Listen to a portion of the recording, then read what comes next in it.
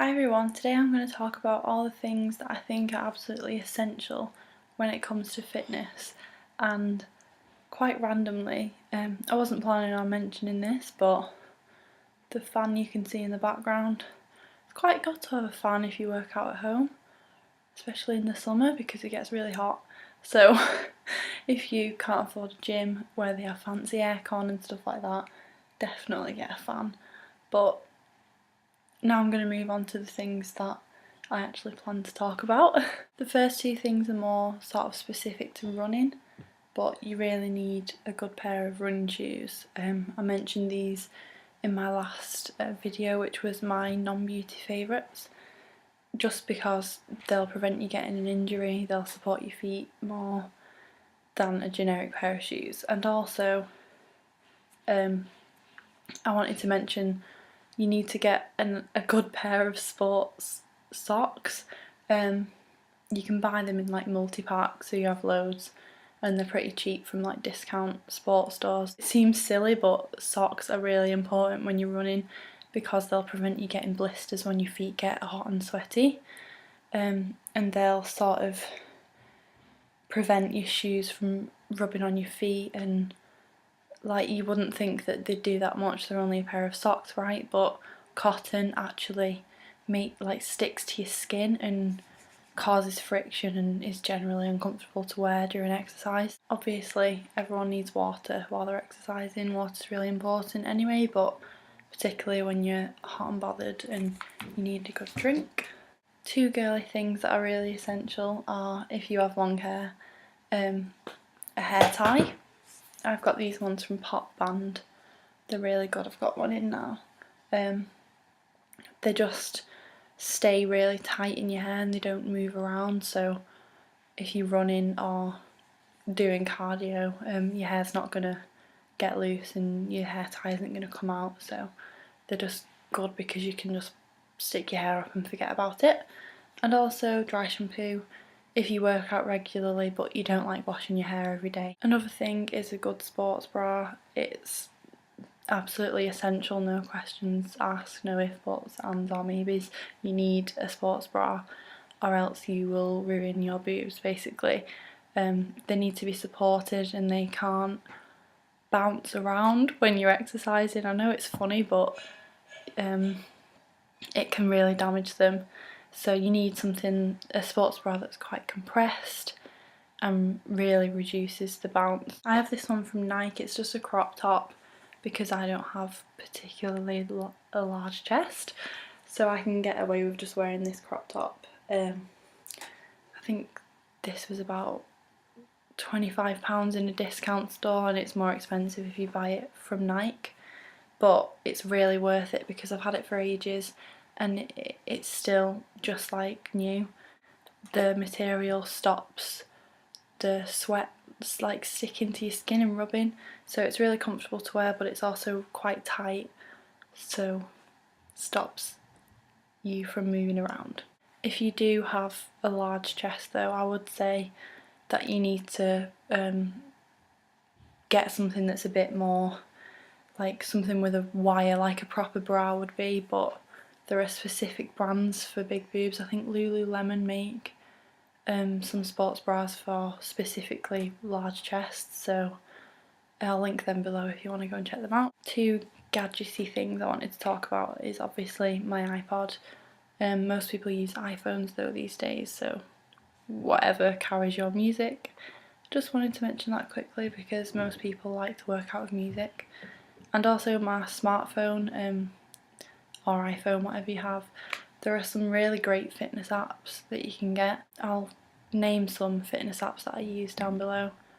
You can get some really good ones for like tracking your run, or you can actually get apps that have specific exercises to follow on, so they're really good. I think it's good to have a range of workout DVDs at home, just because there are always going to be those days where for whatever reason you don't have time to get to the gym or go out for a run, and sometimes you just don't want to leave the house if it's too cold or it's raining outside.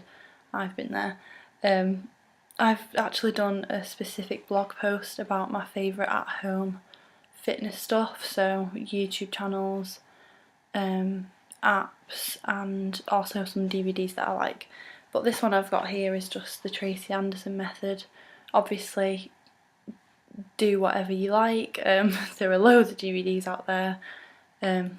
Look at the blog post linked below because I've mentioned some, but there are loads of different DVDs out there now, so just try some out.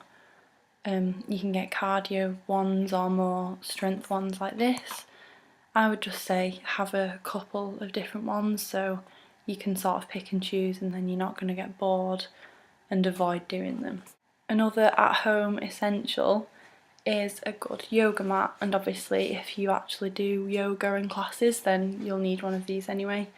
This one I have is from, I can't remember the brand, I think it's Yogiboo or something, but I'll put the name of it below.